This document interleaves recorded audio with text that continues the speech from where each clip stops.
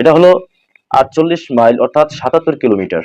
যদি কেউ অতিক্রম করে ঘর থেকে বা নিজ এলাকা নিজের গ্রাম থেকে শহর থেকে যদি সে বের হয় যে ১৫ দিন বা কোনো নির্দিষ্ট না অনির্দিষ্ট দিনের জন্য তিনি বের হয়, কতদিন তিনি সফরে থাকবেন যেটা অনির্দিষ্ট, সেক্ষেত্রে তিনি মুসাফির। তো মুসাফিরের উপর রোজা অতটা বাধ্যতামূলক নেই, কারণ ইসলাম আমাদেরকে সহজ করে দিয়েছে, ইসলাম কোনো কিছু কষ্ট চাপিয়ে দেয়নি। এজন্য সফরে থাকা অবস্থায় যদি কারোর উপর রোজা রাখা কষ্টবোধ হয়ে যায় বা সেক্ষেত্রে তার উপর রোজা না রেখে পরবর্তীতে তিনি রোজার কাজাগুলো আদায় করে নিতে পারবেন। এটা সূরা বাকারার ভিতরে আল্লাহ রাব্বুল এভাবেই বলেছেন। এবং যদি ১৫ দিন আমি দেখি যে ১৫ দিন আমি অতিক্রম করে ১৫ দিন থাকবো, নিয়াত করে যাচ্ছি অমুক জায়গায় আমি ১৫ দিন নির্দিষ্ট ১৫ দিন করে থাকবো, সেক্ষেত্রে অবশ্যই আমাকে রোজা রাখতে হবে, রোজা ছাড়ার সুযোগ নেই।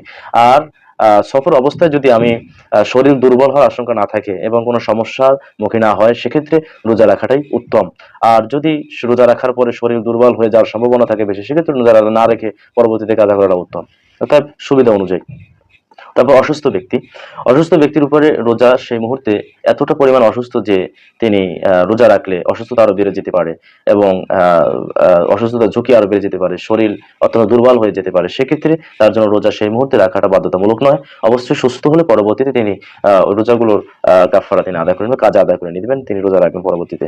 তারপর গর্ভবতী হওয়া, গর্ভবতী অবস্থায় যদি কোনো মা যদি তিনি সন্তান গর্ভে থাকা অবস্থায় যদি দেখেন যে রোজা রাখলে তার বাচ্চার সমস্যা হবে, এমনকি তেনারও শরীরে সমস্যা হবে, ঝুঁকি থাকবে, সেক্ষেত্রে ওই মুহূর্তে রোজা না রেখে পরবর্তীতে তিনি রোজা কাজ আদায় করে নিতে পারবেন। হায়েজ ও নিফাস অবস্থায় অবশ্যই রোজা রাখা নিষেধ, এটা আল্লাহ রাব্বুল আলামিন ঘোষণা করেছেন।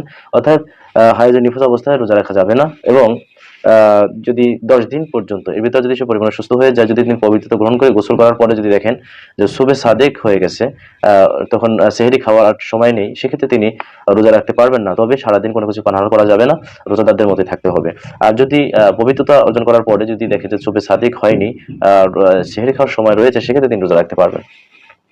অতিশয় বৃদ্ধ হওয়া, যিনি একদমই অতিশয় বৃদ্ধ, যিনি রোজা রাখতে একদম অক্ষম, সেক্ষেত্রে তার উপরে রোজাটা বাধ্যতামূলক। আল্লাহ রাব্বুল আলামিন বলেন, যাদের উপর রোজা কষ্টকর হয়ে যাচ্ছে রাখা, তারা তোমরা রোজা না রেখে তোমরা এর ফিদা আদায় করো।